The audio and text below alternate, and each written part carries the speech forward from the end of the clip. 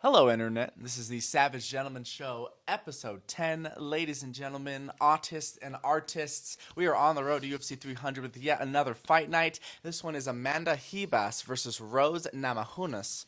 Ryan, what do you have for Miss Rose? The first time I remember watching her fight was on The Ultimate Fighter. She had a great run, 3 submissions, 3 finishes. Beat JoJo on the show. A couple good wins there. Angela Hill. Submits Angela Hill when she gets to UFC. She's got some nasty submissions. Loves jumping on the back. She had a nasty head kick knockout over the karate hottie. Well, knocked down, I should say, into a submission. Jumped on her back. Got Paige Van Zant out of there with a rear naked choke as well. But that would be a difficult task against Ribas, who's a tremendous jiu-jitsu artist herself. Rose, I think, will really shine in this fight with her striking. Phenomenal striking under Trevor Whitman here in Colorado. She uses great footwork in and out, really light on her feet. She scored that nasty high kick knockout of Weili Zhang and a great left hook against Joanna Jędrzejczyk, the hardest name in women's MMA to pronounce. Thug Rose is a phenomenal talent. Can't wait for this one. Robin, what do you see for her opponent, Miss Ribas? Amanda Witch's Cackle Ribas. Yes. If you have never heard this girl laugh, do yourself a favor. There are several compilation videos on YouTube of her laugh. She's a great personality, really fun girl. Her style in the cage. She fights out of almost a karate stance where she's bouncing in and out. She really favors kicks and straight punches. She does tend to flare her elbows some on her punches, but her straights are pretty effective.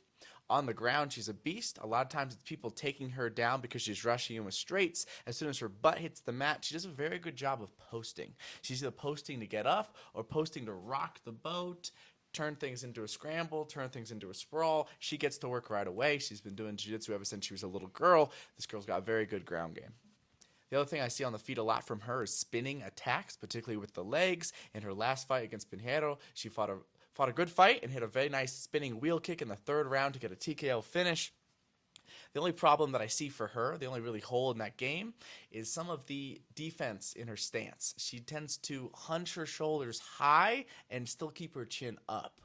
Sometimes she's been tagged, sometimes she's been hurt pretty bad. If there's an area in this fight that I think Rose has a significant advantage, it's in those boxing exchanges. What do you think? Official prediction.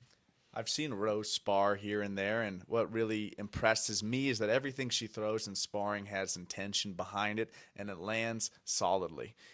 Even though she's such a pretty striker and looks like she's setting everything up and kind of touching to set up harder shots, everything she throws has impact behind it. Is it a very legit punch?